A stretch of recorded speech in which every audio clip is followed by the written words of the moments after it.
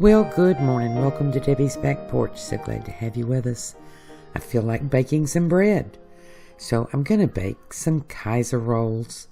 These are so good. And the 4-year-old great-granddaughter wants to help. So here are the ingredients. Please pause and write them down. And, I would love it if you would subscribe and give us a thumbs up. And click the little bell and you'll get a notice when I post new videos 2 or 3 times a week. Now let's get baking. So ingredients: 3 1/4 cups of bread flour, 10 ounces of warm water, 2 tablespoons full of softened butter, unsalted by the way, a teaspoonful of diastatic malt barley powder, that's optional, 1 tablespoonful of salt that I've already put in the flour, and this is a scant tablespoonful of yeast. You can use 1 package of active dry if that's what you have, and I'll need an egg later. We'll start by proofing our yeast, which you don't have to do if you have instant yeast, but I do anyway because I keep my instant yeast in the freezer, and this is over a year old, so it still works fine, but I still proof it. I'm going to add in the sugar and the yeast into this warm water, warm being about 100 degrees or so. And then I'm going to set this aside for about 5 minutes. If your yeast is good, it'll get foamy. I'm going to use my KitchenAid today, but you could do this by hand. I just don't want to knead that much. Here's our yeast. You can see the foam on the top, so I'm going to put that in my bowl. Make sure I get all the foam out and into that. And then I'm going to add the diastatic malt powder. Now this is just something that helps the rise and helps it brown. You don't have to use it. Bakers use it, and I have it, so I do, and I like it. And then I'm going to add about 1/3 of the flour. Let me tell you a little bit about the flour. I'm using bread flour for this. You could use all-purpose. I weighed this flour. I found lots of different recipes for this, and I rarely weigh, but I wanted to get a good comparison of cups to grams, and this worked out to 3 1/4 cups for 500 grams, and that may vary a little bit depending on the weather and how well you sifted, but that's going to be really close. Now I'm going to add the flour to this kind of slowly, only because it'll mix a little bit better that way. You probably could just dump it all in and start mixing, but this is kind of a habit with me. And this way I don't have to add any more liquid at the end. So I'm going to turn it up just a little bit. That's on speed 2, maybe 3, to speed up this process a little bit. And you will have to scrape it down a couple times just to make sure it all gets mixed in. Just pull it down from the sides.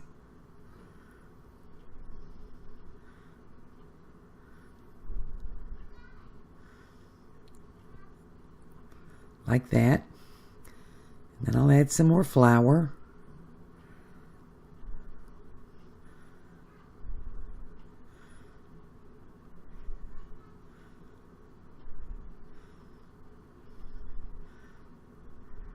There you go.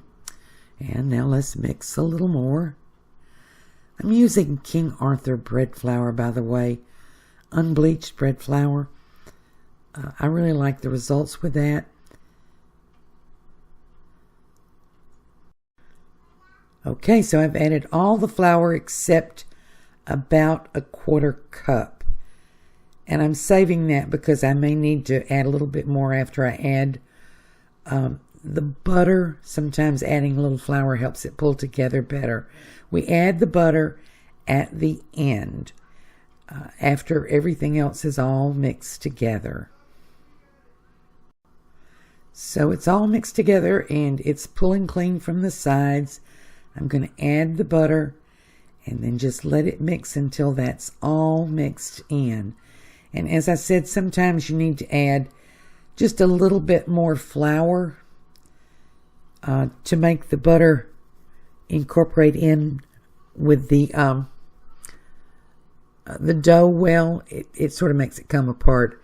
but it will come together. It just tends to get a little gummy after you add the butter. So here we go. I'm going to add this last little bit of flour in.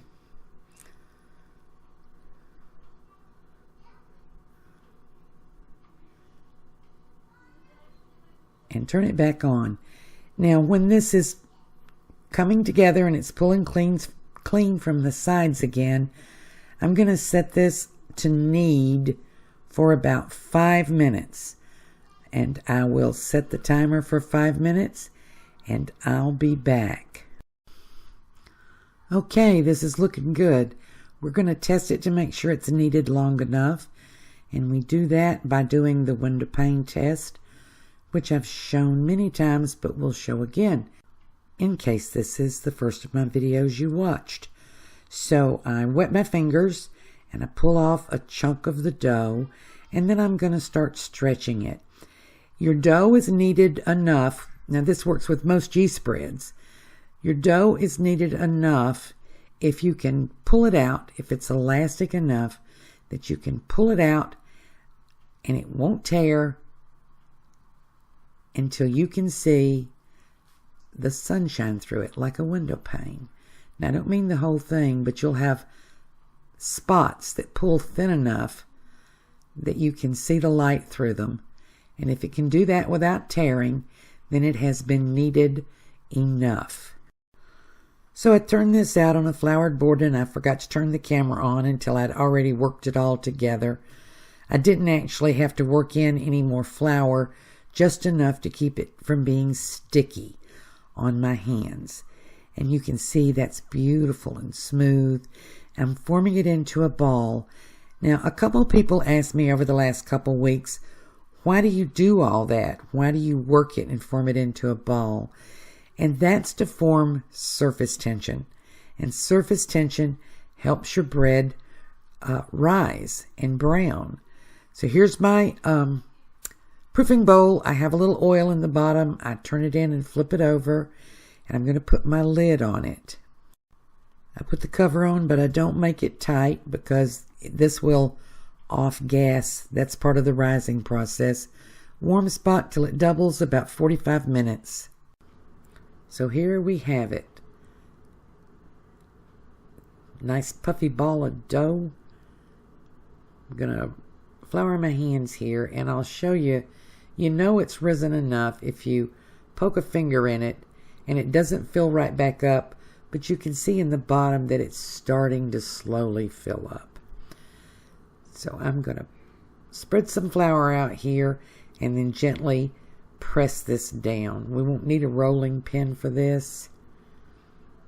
We're going to just spread it out with our hands and punch out the bubbles. And you can punch it if you want to. You just don't have to punch it down. You can just pat it down. And I'll roll it a little bit. And again, you know, this is for surface tension, but it's also part of the process of getting the bubbles out. I'm going to form it back into a ball. Just because it's easier to handle. And we're going to split this into individual pieces. And to do that, I'm going to weigh it because I want these to be really close to the same size. You can do 8 with this recipe, or you can do 6, just according to how big you want them to be. And I'm going to weigh it. And I have to stop a couple of times because my scale is set to grams. And I'm having to divide. So I've cut this and I'll weigh both halves.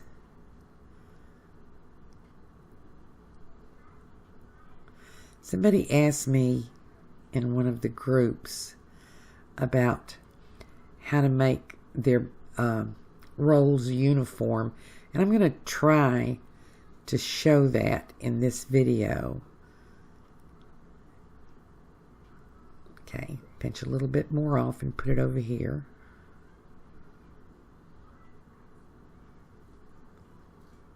Sorry, I'm struggling with my math. There we go. that looks about right. And no, this is not higher math, and I can do math, but I have a 4-year-old right outside my right ear asking questions. And so I stop and answer her questions and forget where I was. So I'll weigh that, and I'm going to cut it into 3 pieces and move a little dough back and forth until I get it even. Yes, she's talking now. I'll be back when I have these cut. Okay, so I have 3 even pieces here, and I'm going to roll these. I'll show you 2 different ways to do it.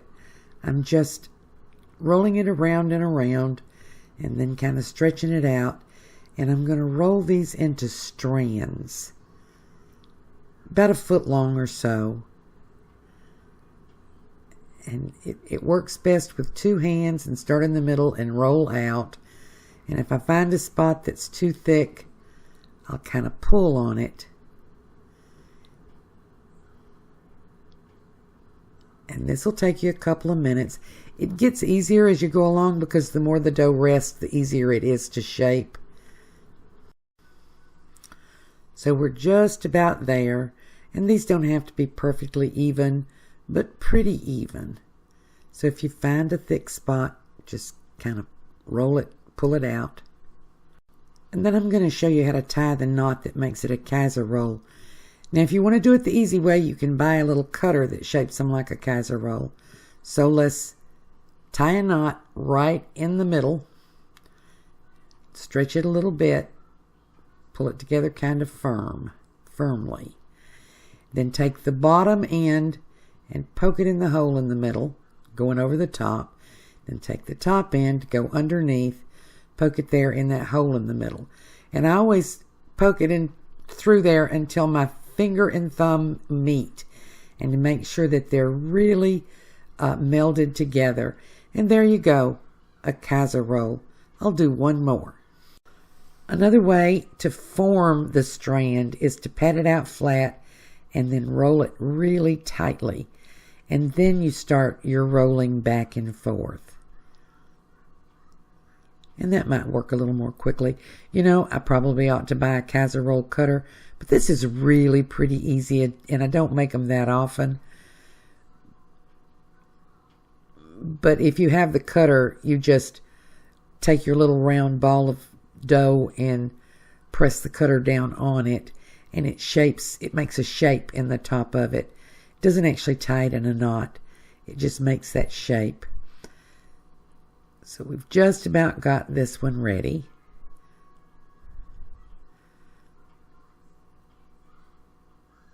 It looks fairly uniform. So tie it in a knot.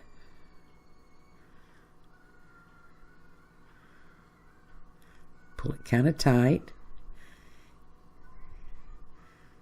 And take the top one and fold it under. Well, take the top one and fold it under, and the bottom. I'll say it again. Take the bottom one and fold it up, and the top one and fold it under into the middle hole, and make your finger and your thumb meet, and then just sort of press it out a little bit. And there's your Kaiser roll. When I get all of these done with the help of the 4-year-old, I'm going to poke that one a little bit more. This is really elastic dough now. You can play with it. When I get the others done with the help of the 4-year-old, I'll be back. The 4-year-old, by the way, is my great-granddaughter, Athena. And with her help, I was able to do these in only twice the time. So I'm going to place these on parchment on my cast iron skillet. You know, the thing with Kaiser rolls is some people want them to meet and some people don't. It's up to you. Put them on a bigger pan if you don't want them to meet. But these will rise up and touch. So we'll have, a couple of spots on them where they've touched. And to me, that's okie dokie. I just like to cook in this cast iron pan. I've had it for 52 years. So aren't those pretty? If you don't have parchment, use a little butter and cornmeal, and that'll help. I'm going to cover these in plastic. Let them rise about 30 minutes. We'll be back. We've got some nice rise on these now. I'm going to egg wash them. And you want to egg wash pretty carefully because it'll leave white spots where you don't. So I go through and do each strand just to make sure that they're covered. Now the egg wash is 1 egg and a tablespoonful of water, and you beat it till it's foamy. And this helps make them a little crisp and shiny on the top. And when I get them all egg washed, I'm going to get out the sesame seeds. I'm putting sesame seeds on mine. You can use poppy seeds if that's what you have, if that's what you want. The egg wash, besides making the bread shiny and brown, also helps hold your seeds on. And I guess all Kaiser Rolls I've ever had seeds. Now my oven has preheated to 400 degrees. And you know, if you buy these from a bakery or in a store, they have most likely been cooked in a steam oven. And I don't have a steam oven, and you don't have a steam oven. So we have to try to find some, well, I don't think you have a steam oven, you might. But we have to try to find a way to emulate a steam oven. And I do that with several different breads. I'll show you how. I have here a spray bottle of water, and I'm going to mist these rolls with some water. When I put them in my oven, in the middle rack at 400 degrees, I'm going to spray around in the oven to make steam. You can also put a pan underneath the rack, and it'll make steam as it cooks. But I'm going to open the oven at 5 minutes and spray it again. Like this. Just spray, spray, spray. And that steam will come out. And this really helps your bread get crunchy on the outside without getting tough inside. So after 30 minutes total cook time, this is what I have. If you made 8 rolls instead of 6, you want to reduce that time about 5 to 8 minutes. In either case, you're going to test it with a thermometer because you want these to be at about 200 degrees, 5 degrees either way, internal temperature. That's to make sure that they're done and not gummy inside. And most enriched breads, if you add butter or eggs, you're going to want to go to 200 degrees internal temperature. And these are right there. And these are some darn good looking rolls if you ask me. I'm going to put them on a rack to cool. And you want to let these cool for about 30 minutes before you cut them, or they'll get gummy inside. These are hamburger buns for tonight. That's why I made them a little bit bigger, because I have big hamburgers. So you can see that side. If you don't make them touch, they'll look like that all the way around. I don't mind the little place where they touched. I'm going to slice one of these and let you see it. I want you to see that beautiful light texture. And I shouldn't because it's for my hamburger, but I can't help myself. I had to take a little bite. And I can show you, they have that little bit of chewiness that I like in rolls. I'm going to cover it up there. Maybe nobody will know. I'll just put my hamburger right on top of that. There you go. See, I can hide that. I hope you like these. I hope you make them. And I hope to see you again tomorrow.